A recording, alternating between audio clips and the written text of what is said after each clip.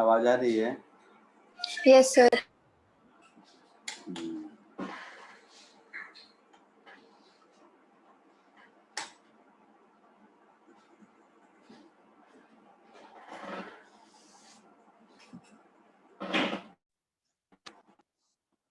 Last class में हम लोगों ने क्या देखा था? कंजर्वेशन ऑफ मोमेंटम कराया था शायद ना।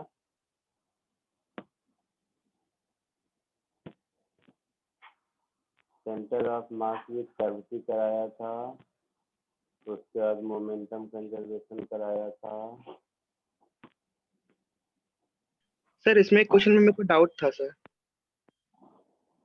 बोलो सर लास्ट लेक्चर के एक क्वेश्चन में मेरे को डाउट था। बोलो किस क्वेश्चन में?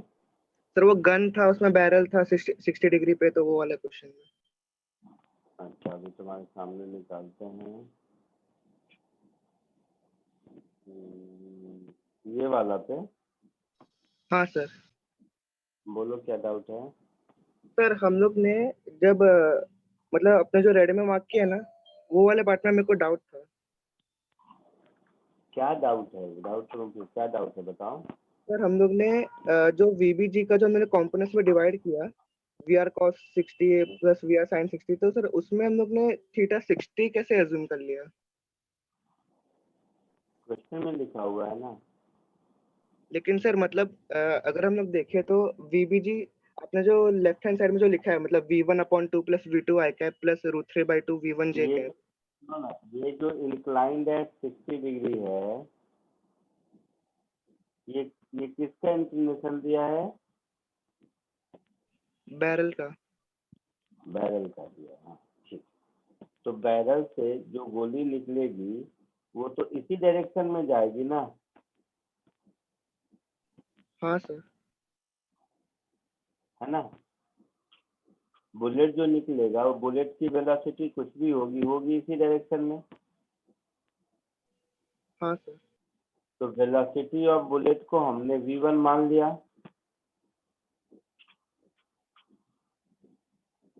है ना। हाँ सर।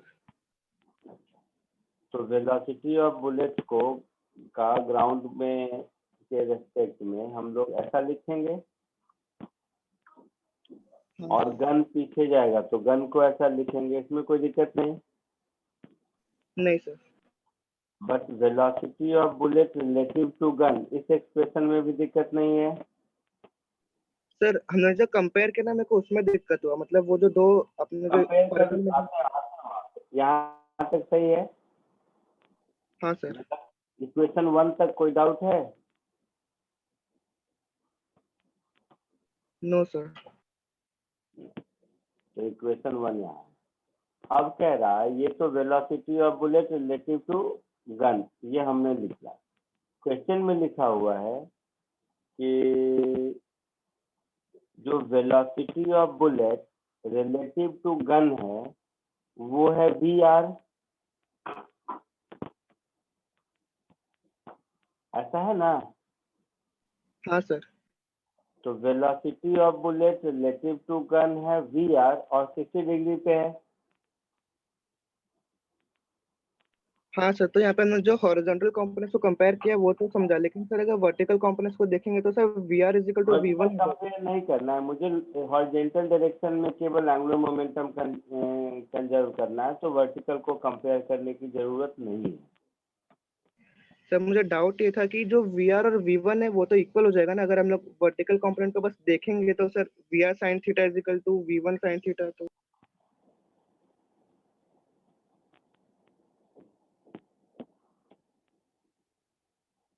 क्या कह रहे फिर से बोलो।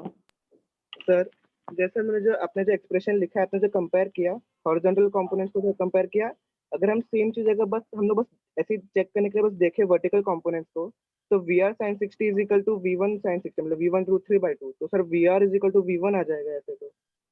हाँ नहीं, ये कंपेयर नहीं कर सकते, ये गलत है।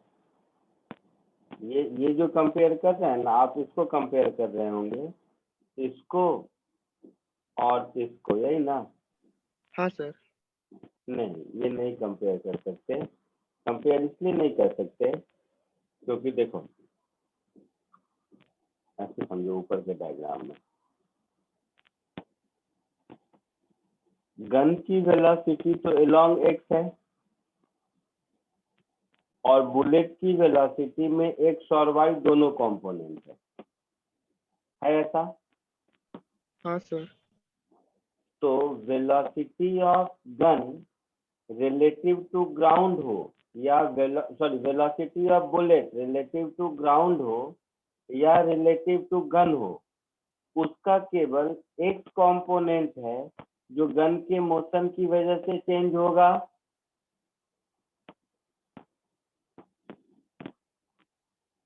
वेलोसिटी ऑफ बुलेट के वाई कंपोनेंट का गन के मोशन से कोई लेना देना है क्या? नहीं सर। नहीं है ना। और दूसरी बात, ये जो 60 डिग्री है इसको भी समझो, ये जो 60 डिग्री है ये बैरल का जो भी लेंथ होगा वो जब तक इसके अंदर है तब तक कंस्ट्रेंट है इस डायरेक्शन में जाने के लिए। जैसे ही इससे बाहर आएगा इसका डायरेक्शन हॉरिजॉन्टल से 60 ही रहेगा, ऐसा नहीं है। नहीं समझे? समझा सर। ये बैरल के अंदर जब तक जा रहा है, जब तक बैरल के अंदर है, तो जब तक बैरल के अंदर है गन को इसी लाइन में जाना है, बुलेट को इसी लाइन में जाना है, ब्लैक वाली लाइन में, यस है सर। ना। तो velocity of bullet relative to gun horizontal से 60 डिग्री पर ही होगा तब तक जब तक कि बुलेट बैरल के अंदर है। जैसे ही बुलेट बैरल के बाहर आएगा ये एंगल चेंज होगा। समझा सर, समझा। है ना। तो बैरल के अंदर ये जो बैरल है ना, बैरल का कुछ लेंथ होगा, तो ये रिलेटिव टू बैरल है, relative to barrel of the gun. तो relative to barrel of the gun, अच्छा बाद में भी जो चेंज आएगा वो वाई कंपोनेंट में ही चेंज आएगा। एक्स में मैं relative to barrel of the gun inside रखूं या बाहर निकलने पर आउटसाइड लूं, उसमें कोई फर्क नहीं पड़ेगा। तो इन दोनों को हम कंपेयर कर सकते हैं, लेकिन इन दोनों को कंपेयर करेंगे तो ये गलत बात हो जाएगी, because velocity of bullet with respect to ground का वाई कंपोनेंट एक्चुअल में ये VR sin 60 के बराबर नहीं होगा, है ना। ये कंपेयर करेंगे तो गलत हो जाएगा, नहीं होगा।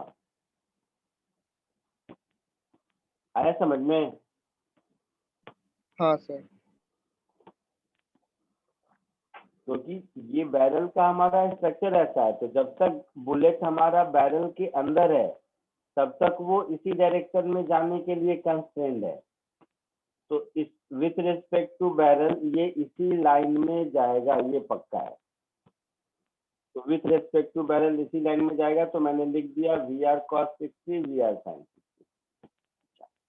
बट ये जो bullet with respect to ground है, तो विथ रेस्पेक्ट टू ग्राउंड का एक्स कंपोनेंट ये और वाई कंपोनेंट ये दोनों को मिलाओगे तो ये 60 डिग्री थोड़े ना आएगा, नहीं आएगा।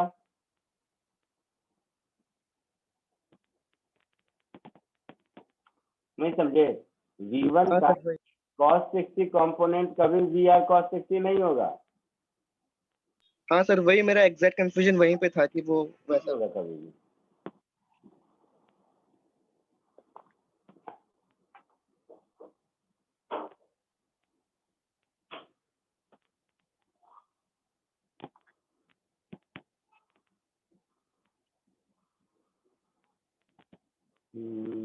मोमेंटम कंजर्वेशन के बाद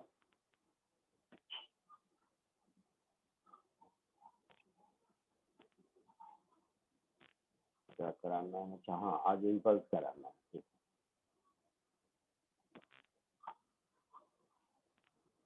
नेक्स्ट टॉपिक इज इम्पल्स।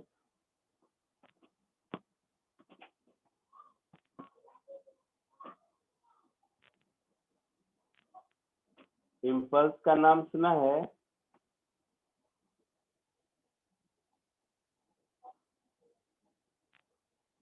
बोलो, इम्पल्स का नाम सुना है?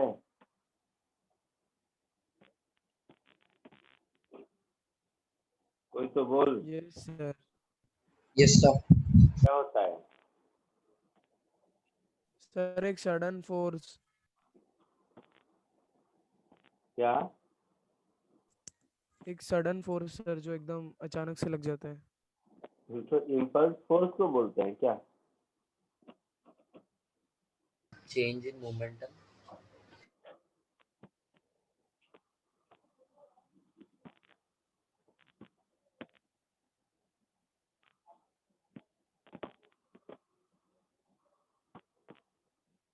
न्यूटन सेकेंड लॉ में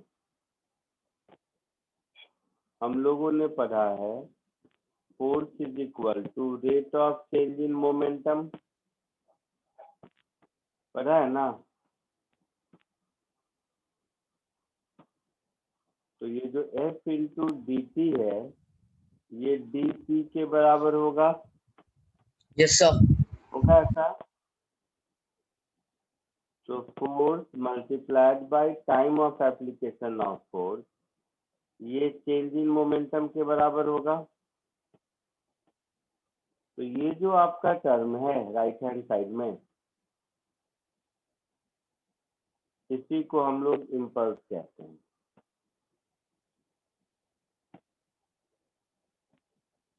कॉमन सेंस है, ये वेक्टर क्वांटिटी होगा क्योंकि change in momentum vector quantity है, होगा ऐसा?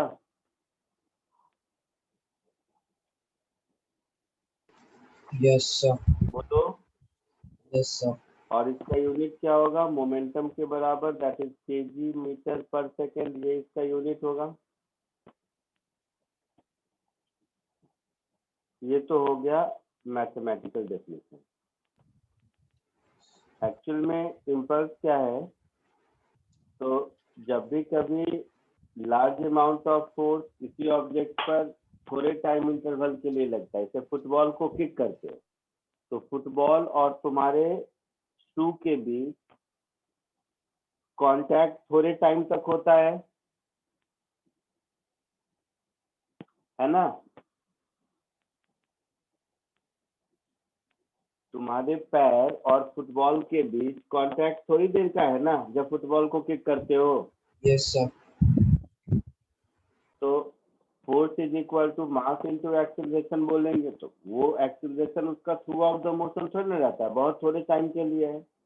तो उसको हम लोग कहते हैं कि we have given impulse, we have imparted impulse to the football. उसको फोर्स लगाना नहीं बोलते हैं।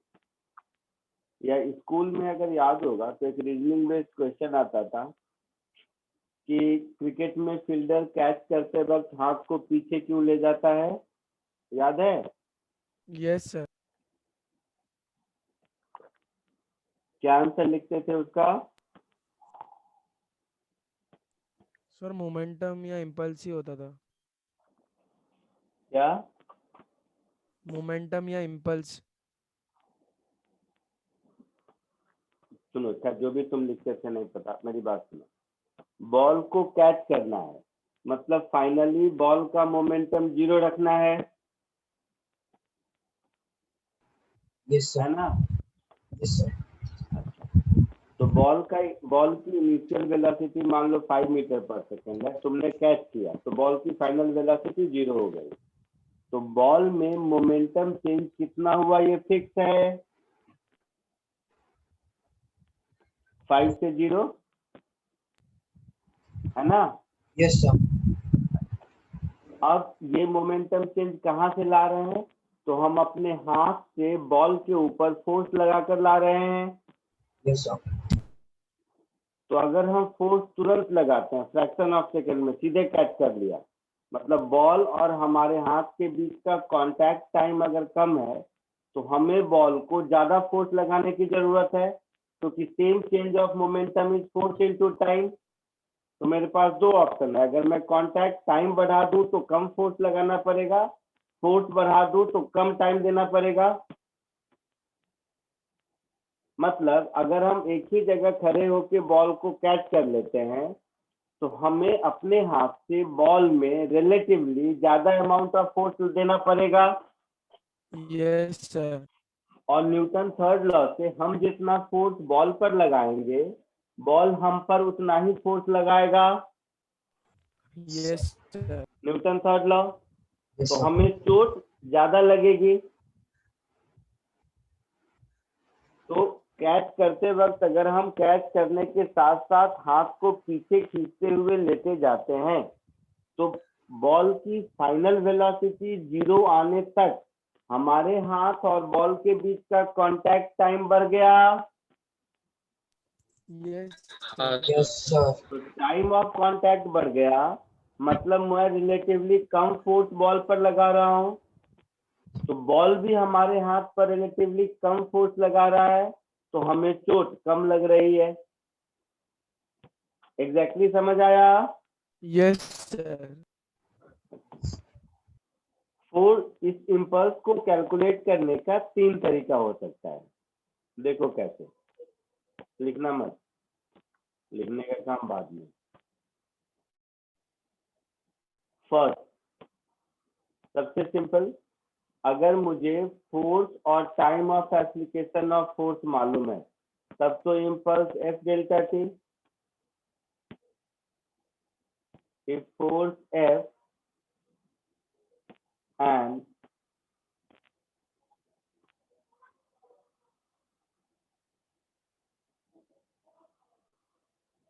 time duration of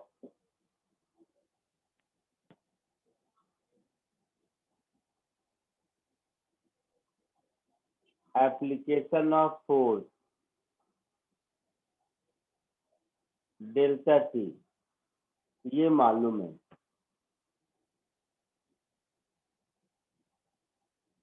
तब तो कुछ नहीं, impulse J is equal to F delta T होगा। इसमें तो कोई दिक्कत ही नहीं है, कोई दिक्कत नहीं है ना? नहीं सर। दूसरा, अगर मुझे फोर्स वर्सेस टाइम ग्राफ मालूम है, if force F versus time T graph दिया हुआ है,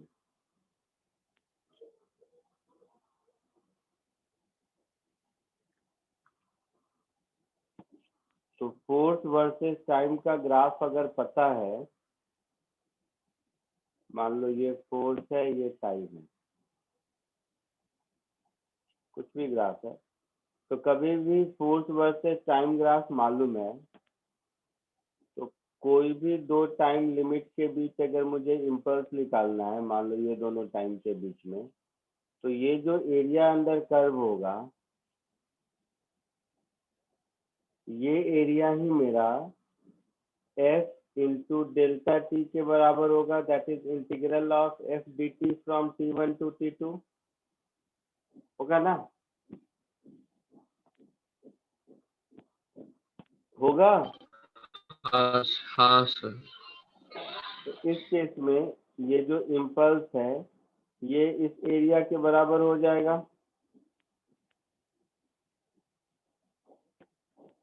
होगा।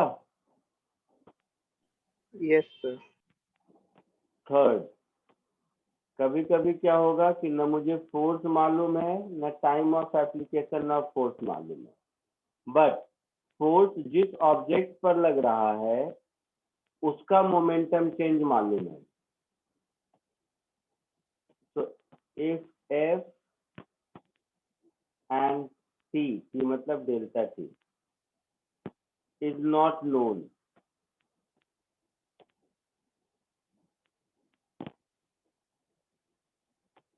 देन ये जो इम्पल्स होगा वो change in momentum of the system के बराबर होगा। ऊपर ही देखा था, नया कुछ नहीं है, कॉमन सेंस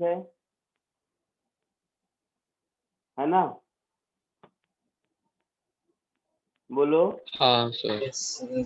तो ये जो हाँ सर। कॉमन सेंस है, इस कॉमन सेंस का नाम है इम्पल्स मोमेंटम थ्योरम।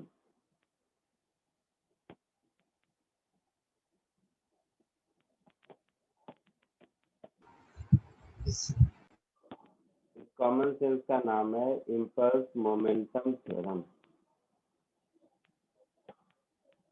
ठीक है, Yes. आया समझ में? No, sir.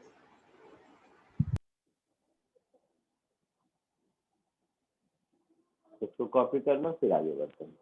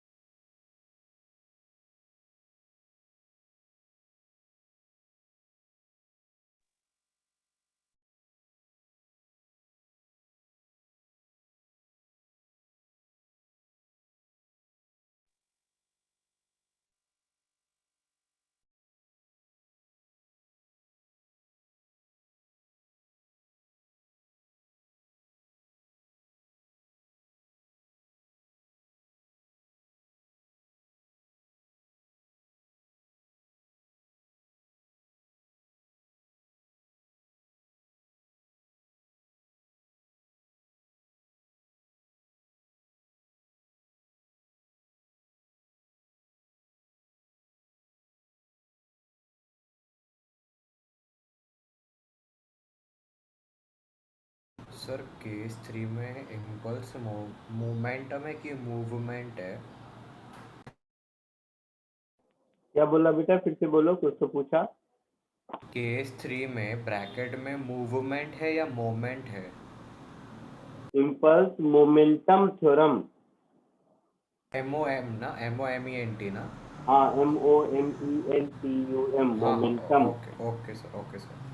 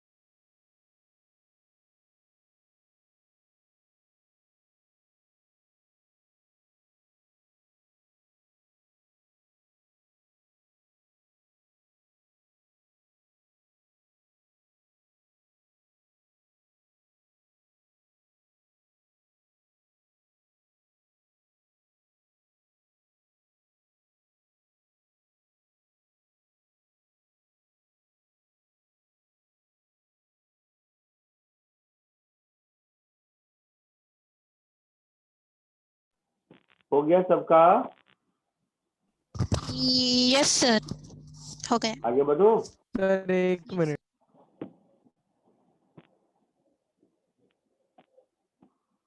बोलो। सर नीचे का 1 मिनट लास्ट। लिखो जल्दी।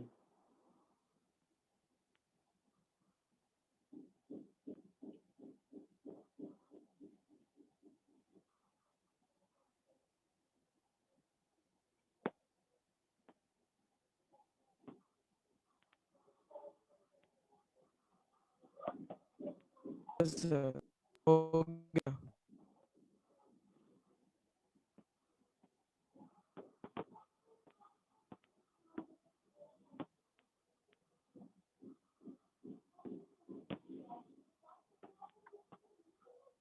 हो गया। हम्म, ठीक।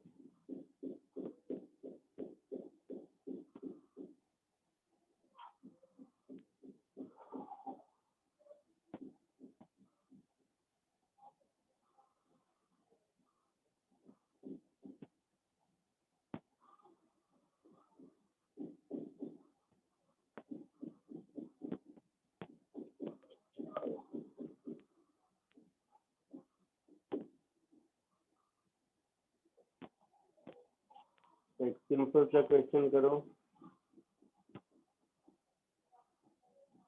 सबका होना चाहिए एकदम आसान।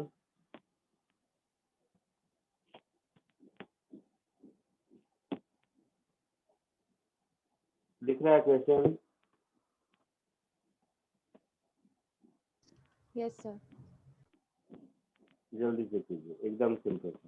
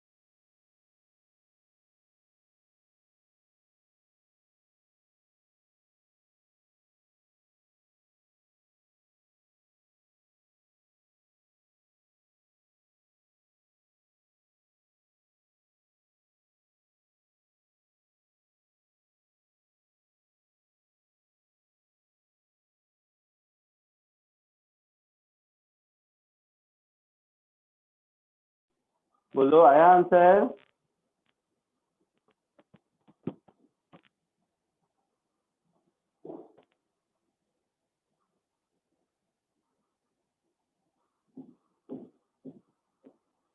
आया आंसर?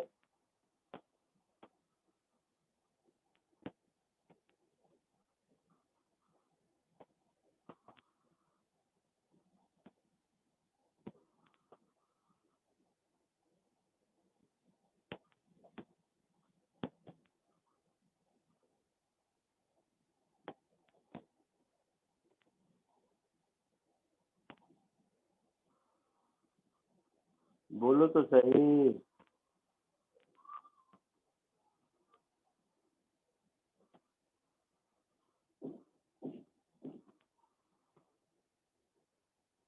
आवाज आ रही है? Yes sir. तो क्या दिक्कत है इसमें?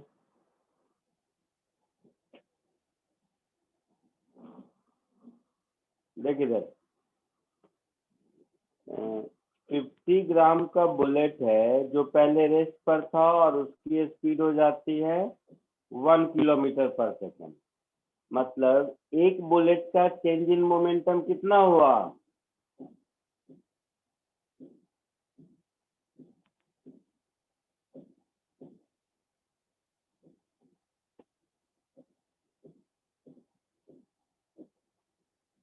कितना हुआ?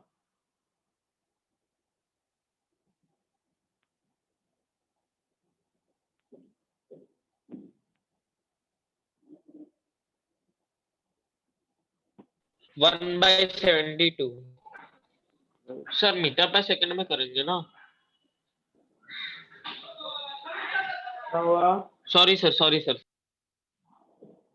ये एक बुलेट का हुआ, और 20 बुलेट 4 सेकेंड में होता है ना? 20 बुलेट 4 सेकेंड में होता है, मतलब 1 सेकेंड में कितना बुलेट फायर करता होगा? 5 बुलेट, है ना? Yes sir. Yes, sir. तो rate of change in momentum का हुआ कि 1 सेकेंड में कितना मोमेंटम चेंज हुआ? तो 5 बुलेट हुआ, और एक बुलेट का 50 केजी मीटर पर सेकेंड, यही हुआ ना? तो ये 250 न्यूटन आंसर। आया समझ में? Yes sir. कोई कुछ बोल रहा है, मुझे आवाज नहीं आ रही है, जोर से बोलो।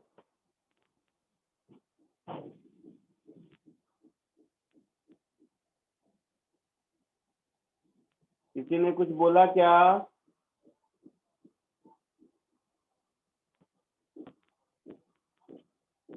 नहीं आया समझ में सबको? Sir, last step एक और बार समझा। ये समझा सर, गॉट इट, समझ गया। समझ गया? हाँ सर, समझ गया। और कोई?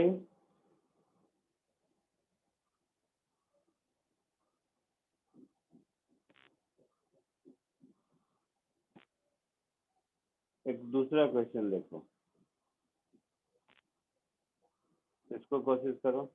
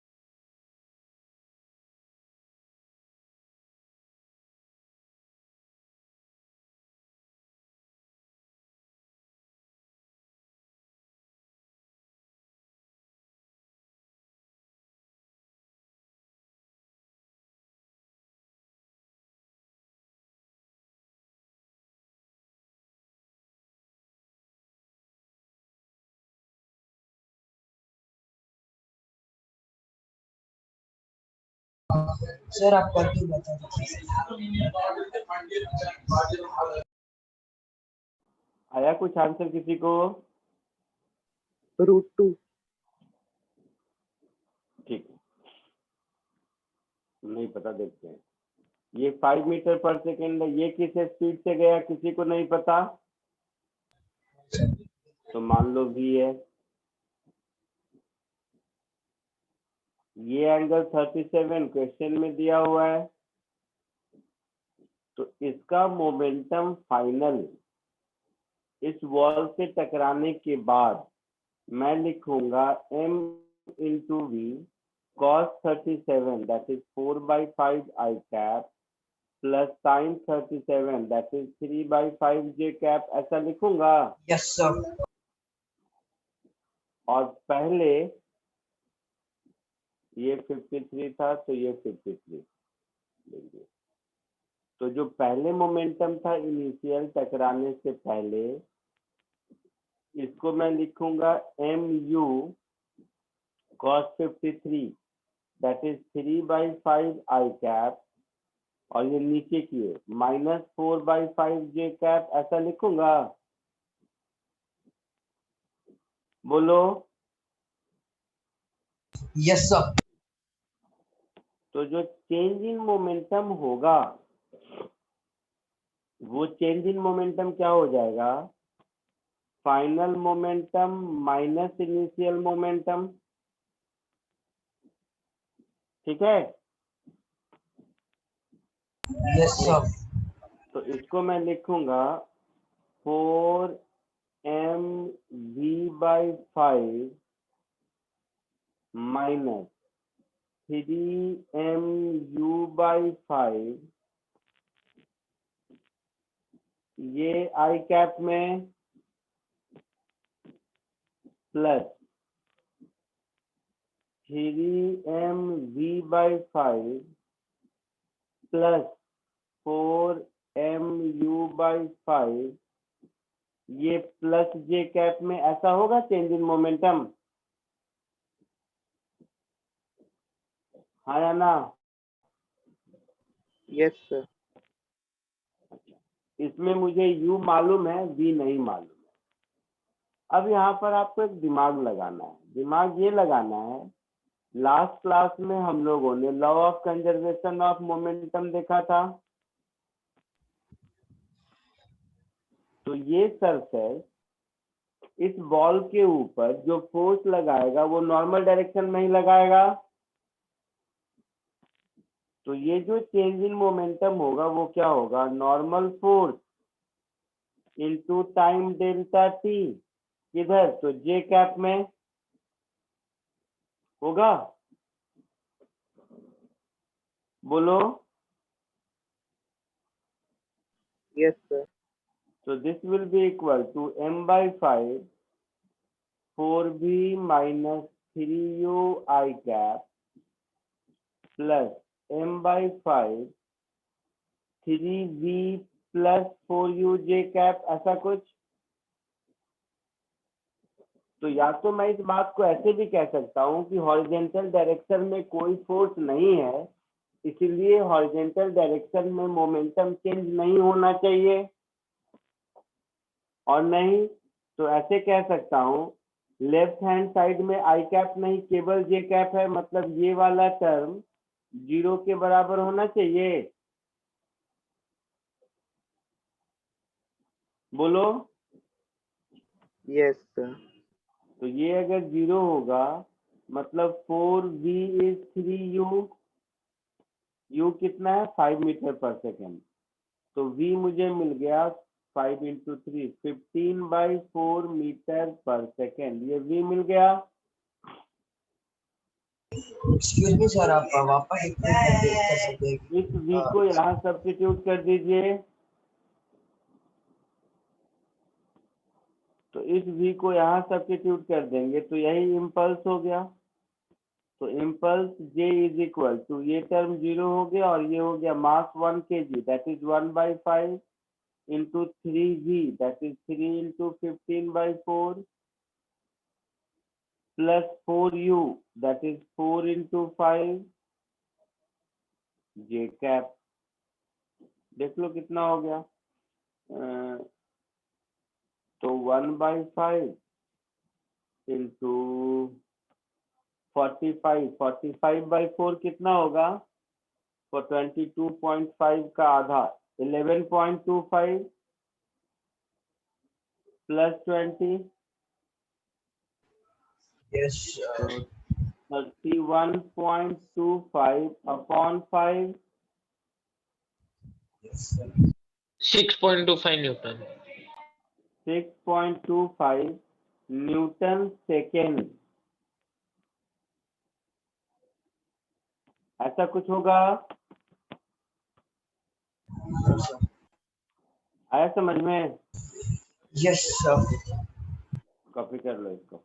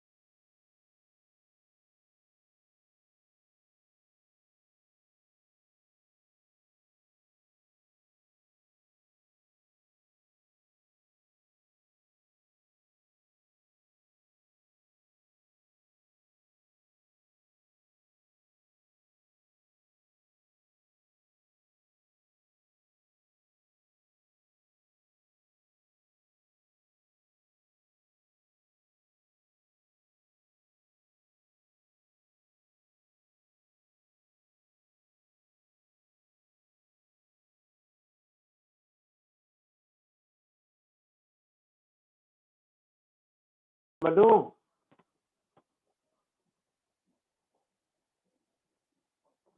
बोलो। Yes sir. लिख लिया सबने?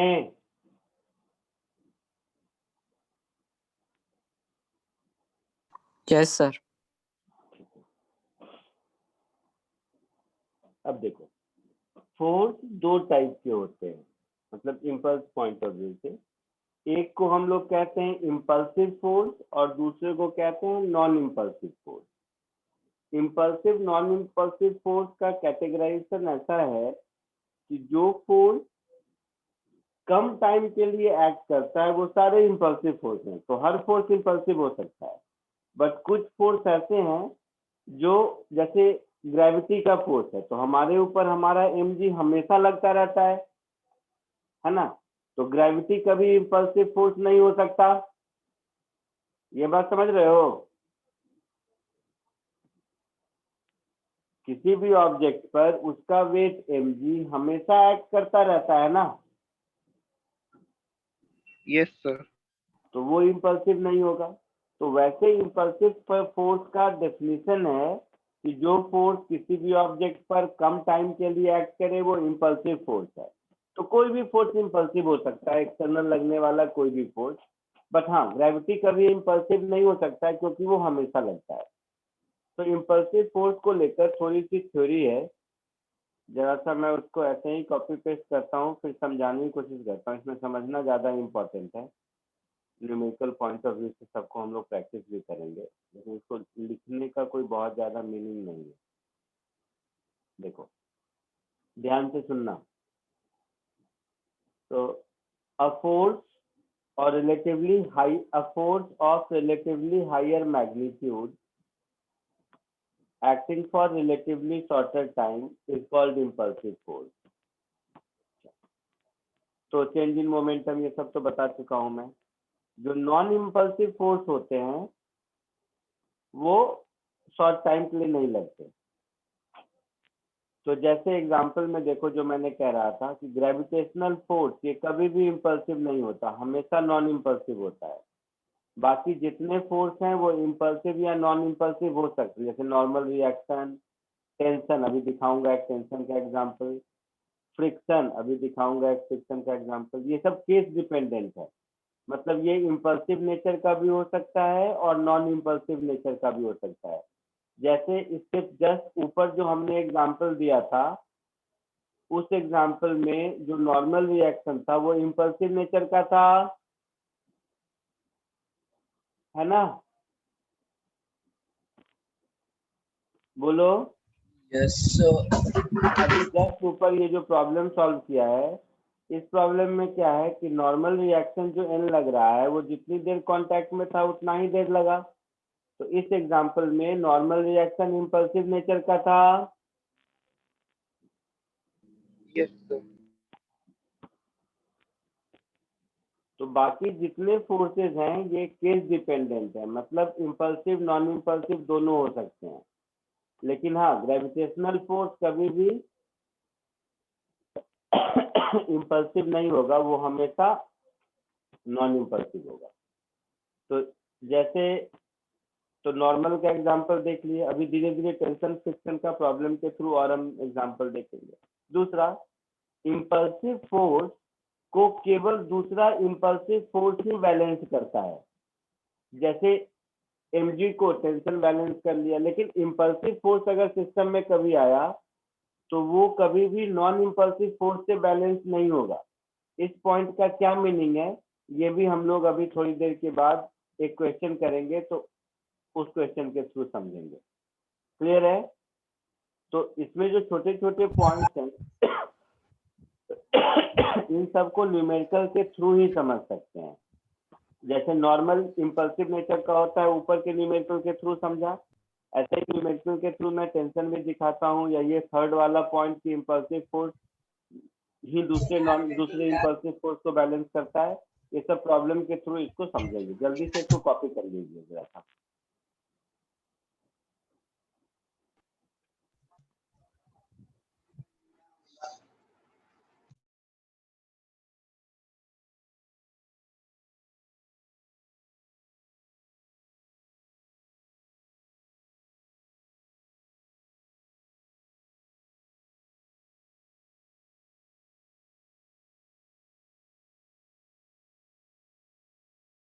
सर क्या क्या बोला आपने और एक बार बोलोगे?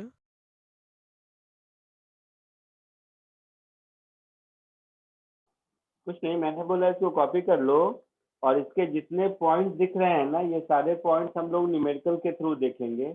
जैसे इससे पहले वाले न्यूमेरिकल के थ्रू देखा कि नॉर्मल रिएक्शन भी इम्पल्सिव नेचर का होता है, वैसे ही अगले न्यूमेरिकल से देखेंगे समझा सर। फ्रिक्शन भी इम्पल्सिव नेचर का होता है, फिर देखेंगे फ्रिक्शन भी इम्पल्सिव नेचर का होता है। तो इसमें जितने पॉइंट्स लिखे हैं ये सब प्रॉब्लम के थ्रू सीखेंगे, केवल स्टेटमेंट पढ़ने से काम नहीं चलेगा। इसलिए सर तो मैंने ये कहा, पूरा लिख दो ना जो हाँ स्टार्टिंग। इसको पूरा कॉपी कर लीजिए, फिर हर स्टेटमेंट के कॉरस्पॉन्डिंग न्यूमेरिकल से देखेंगे कि कहने का मतलब क्या है।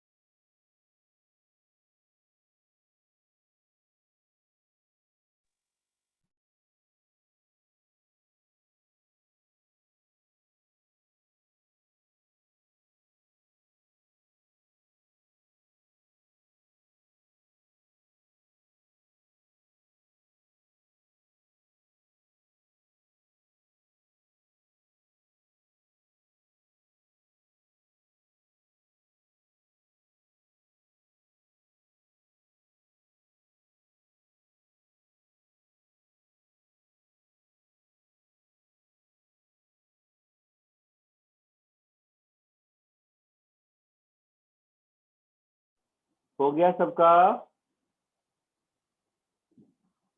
Yes sir. आगे बढ़े? Yes, sir.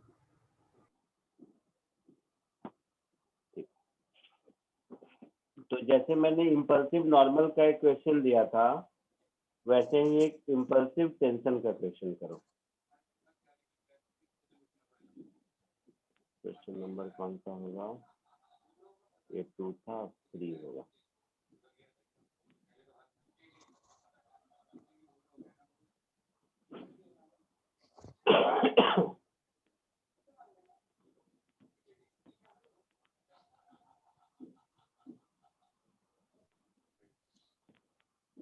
इसको कोशिश कीजिए।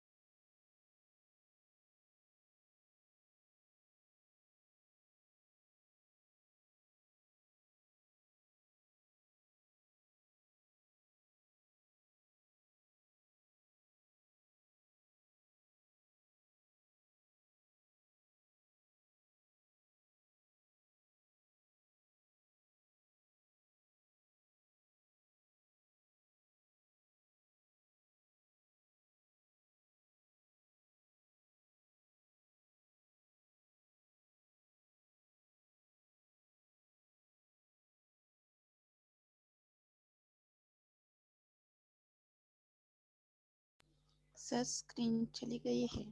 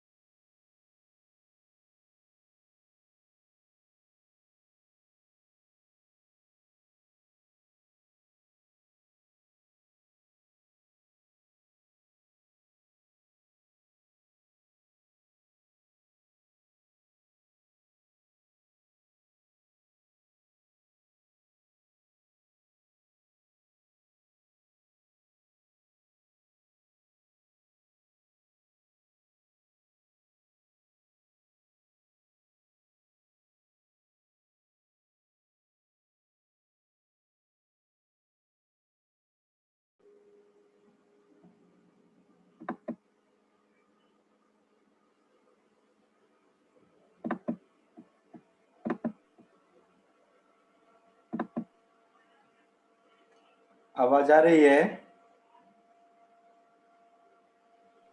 हाँ Yes. सर। बीच में आवाज कहीं चला गया था। हाँ, कुछ किया इसमें?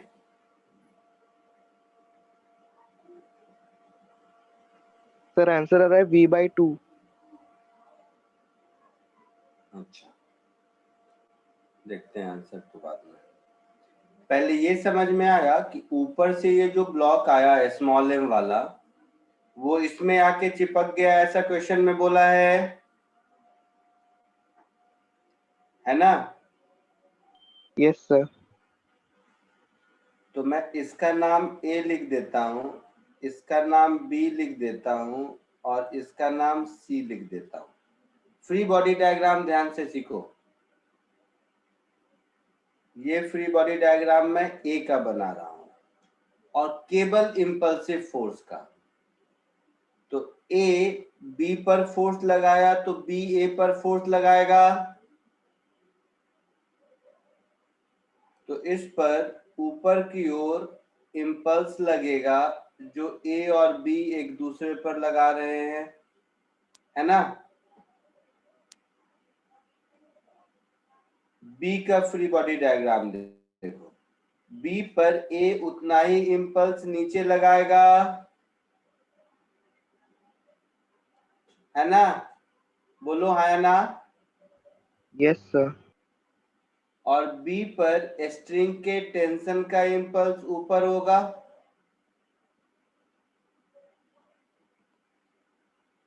C का फ्री बॉडी डायग्राम, C पर स्ट्रिंग के टेंशन का इंपल्स ऊपर होगा। ये तीनों फ्री बॉडी डायग्राम समझ आया इंपल्सिव फोर्सेस का?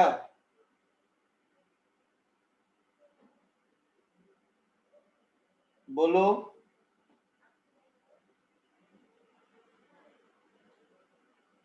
बोलो बोलो बोलो। Yes sir.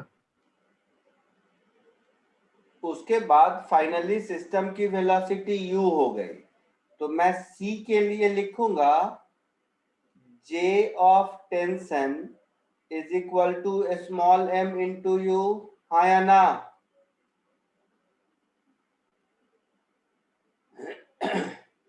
बोलो। Yes sir. ये हमने C के लिए लिखा। B के लिए मैं लिखूंगा J of AB minus J of tension T is equal to small m into you,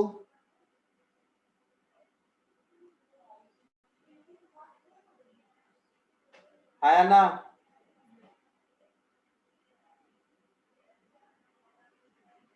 B पर नीचे की ओर इंपल्स JAB है, ऊपर की ओर इंपल्स JT है, तो नीचे की ओर इसकी वेलोसिटी u हो गई, तो JAB minus JT is mu।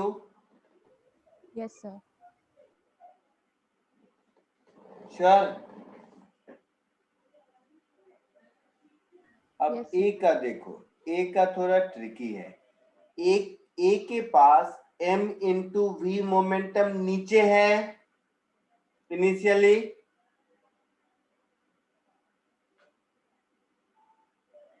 हाँ सर।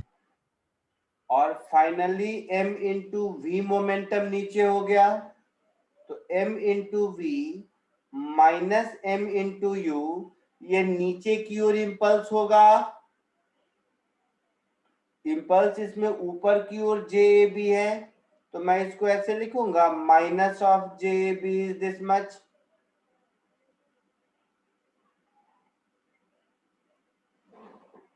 पहली बार सीख रहे हो, बताओ इसको इंपल्सिव फोर्स को डील करना। ये तीनों फ्री बॉडी डायग्राम और इक्वेशन समझने में कोई दिक्कत है तो पूछ लीजिए। सर ए का वापस बता सकते हो, राइट हैंड साइड? ए का, ए के पास इनिशियली v वेलोसिटी नीचे थी, यस सर। ओ, और फाइनली u वेलोसिटी नीचे है, हाँ सर। तो इसमें चेंज इन मोमेंटम नीचे की ओर कितना होगा? Final minus minus initial. Initial. Yes sir. तो ये मोमेंटम किधर लगा, नीचे की ओर। हाँ सर। अच्छा, तो इस इम्पल्स चेंज का डायरेक्शन नीचे की ओर होना चाहिए, इस इम्पल्स का। इस पर जो इम्पल्स लग रहा है वो किधर लग रहा है, ऊपर की ओर। Yes sir. कितना, JAB, हाँ सर। मतलब नीचे की ओर -JAB। हाँ सर, समझ गया। तो -JAB is this much. Clear है? हाँ सर, क्लियर है। इन तीनों को ऐड कर दो।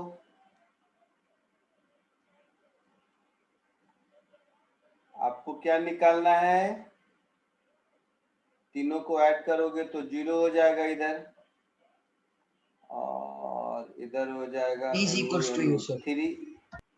3mu -m, ऐसा। तो यहाँ से u की वैल्यू v/3 आंसर। क्लियर है? Yes sir. ये जो एग्जाम्पल हुआ, इस एग्जाम्पल से हम लोगों ने देखा कि टेंशन भी इम्पल्सिव फोर्स है। जो ऊपर लिखा हुआ था ना कि टेंशन, फ्रिक्शन, नॉर्मल रिएक्शन, ये सब इम्पल्सिव हो सकता है, केस डिपेंडेंट है। तो ये टेंशन इम्पल्सिव होगा, आया समझ में?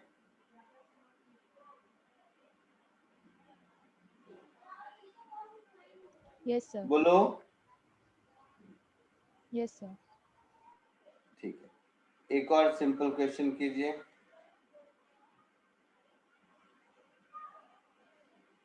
आगे बढ़े, लिख लिया सबने?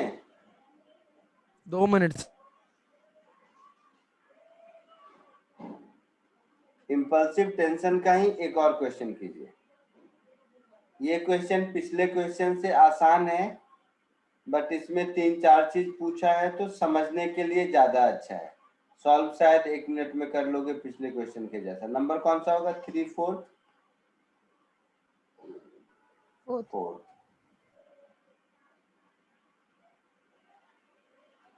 इस क्वेश्चन को ट्राई करो, similar to third one, but this question will give you more clarity regarding the concept.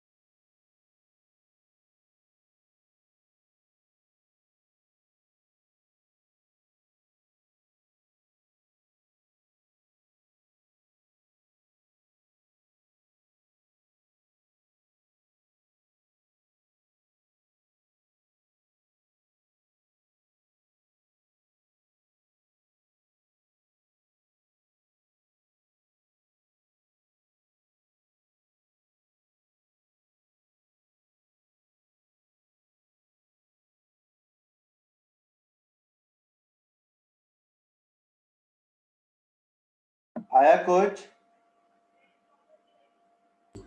हाँ सर कर रहे हैं, 1 मिनट। जल्दी कीजिए, सिंपल है ये।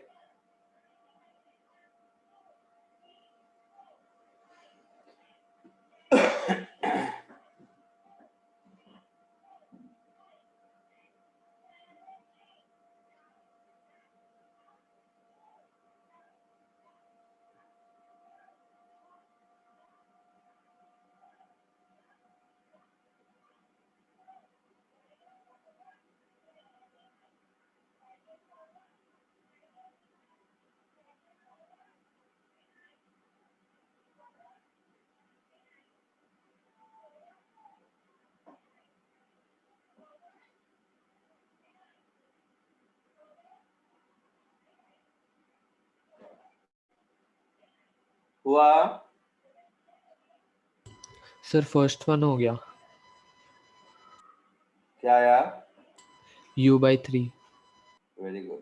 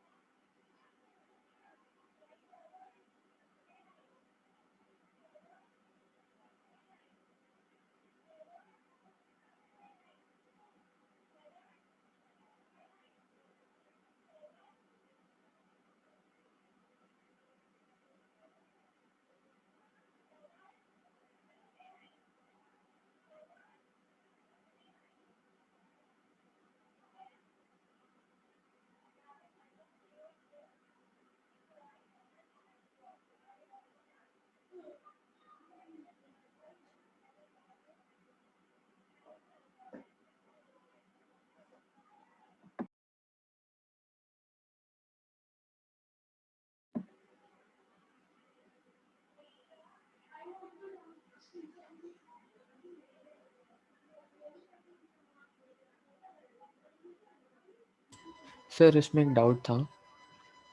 बोलो। सर इसका C और D पार्ट का आंसर सेम होगा? हाँ सेम होगा। हाँ सर हो गया सारा।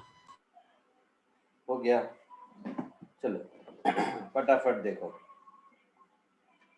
ए का फ्री बॉडी डायग्राम ड्रॉ करोगे तो ए पर टेंशन का इंपल्स इधर लगा,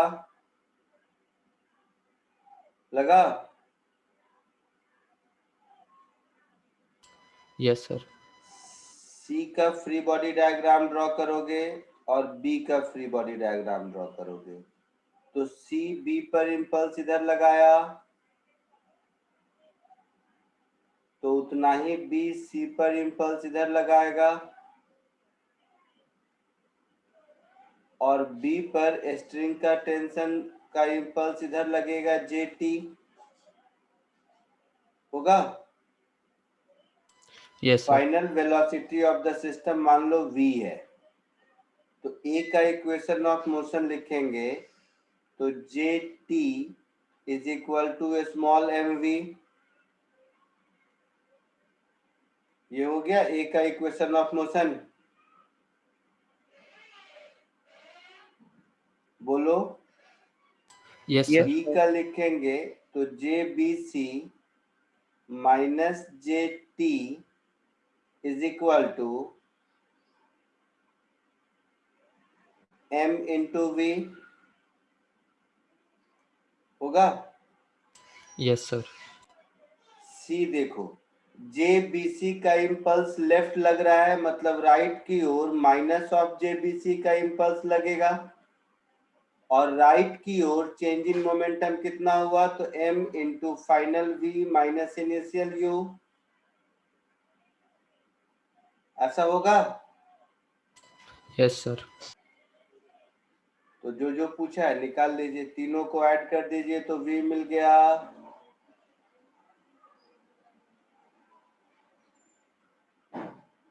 तीनों को ऐड कर दिया तो v is equal to u by 3 मिल गया। हाँ सर। ये हो गया ए का आंसर, है ना।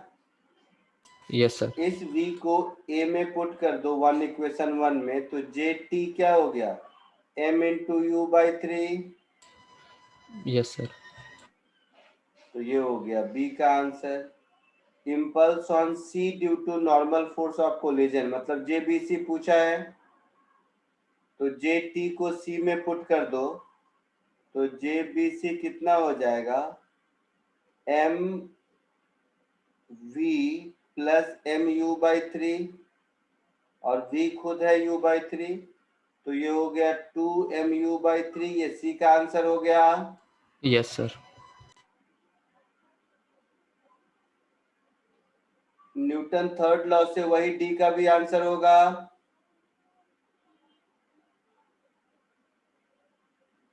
है ना। Yes sir. किसी को कोई डाउट है इसमें?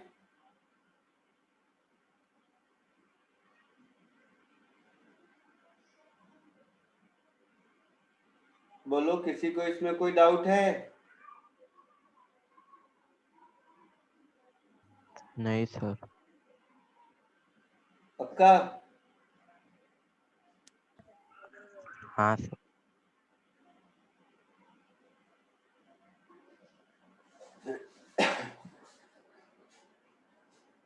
लिख लिया सबने?